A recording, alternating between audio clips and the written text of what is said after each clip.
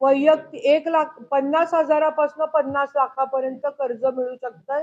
त्यांना 35% अनुदान आहे. म्हणजे मी जर 1,00,000चं कर्ज घेतलं बांगडीचं दुकान टाकायला, तर माझं 35,000 माफ आणि 65,000वर मला 4% व्याजदराने परतफेड करायची. ते 5 लाखापर्यंत जामीन नाही. 5 लाखापर्यंत कसं होतं, शेत सासऱ्याच्या नावावर असतं, घर सासऱ्याच्या नावावर असतं. या बाईला एखादी काही करावं वाटलं, तर सासरे आता म्हणजे म्हणून मी म्हटलं अनौपचारिक आहे. पुन्हा तुम्ही काहीतरी करू नका प्लीज, की सासरे नाही म्हणाले.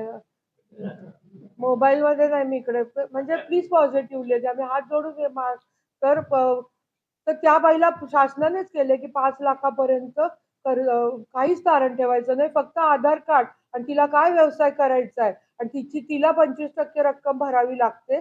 ते 25% रक्कम असं जर दिलं आणि ऑनलाईन करायला आपण ऑफिसमध्ये आवटी सर, सुतार सर बसवले, आपलं उमेद पण करतं. तर ते केलं की त्या बाईला येतं आणि तिला अनुदान मिळतं 35% आणि 4% व्याजदर कुठंच नाहीये परतफेडीचा. हं. तीच भरते, ती मुली भरतात. आपण सतत महाराष्ट्रात आता किती वर्ष झाले लागू चालू? 5 वर्ष चालू आहे. आपले मागच्या वर्षी लाभार्थी 870 होत्या ना? सगळे मिळून म्हणजे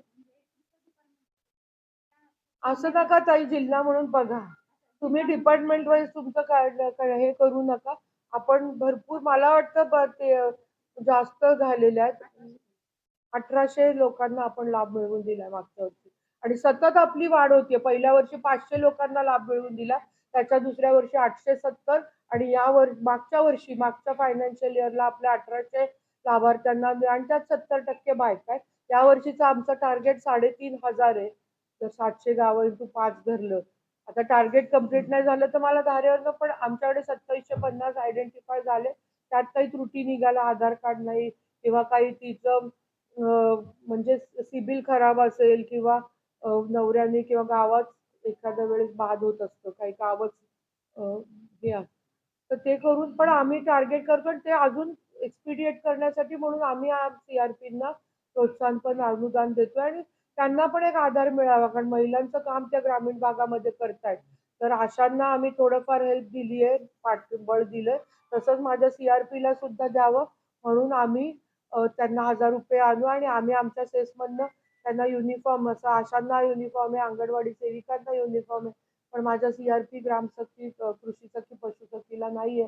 म्हणून आम्ही त्यांना सेसमधनं आमच्या जिल्हा परिषदच्या 2 युनिफॉर्म पण देणार आहे. असं शासनाचं पत्र आलंय, त्यांनी त्यांच्या पैशाने खरेदी करावं.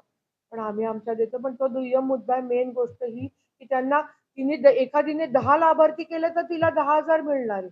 एकाच गावामध्ये एखादी ऍक्टिव्ह असेल तर तिच्या कामावर आता हे होणार आहे. एखाद्या गावात होणारच नाही ते सीआरपी आहे. लाभार्थी एक आणला, माझं जर फाईल तिने क्लिअर करून दिली तर मी माझ्यासाठी तिला 1000, दुसरीचं केली, हिची फाईल क्लिअर केली तर दुसरीसाठी 1000, केलीच नाही तर 0 पैसे. एकदाच 1000 एकदा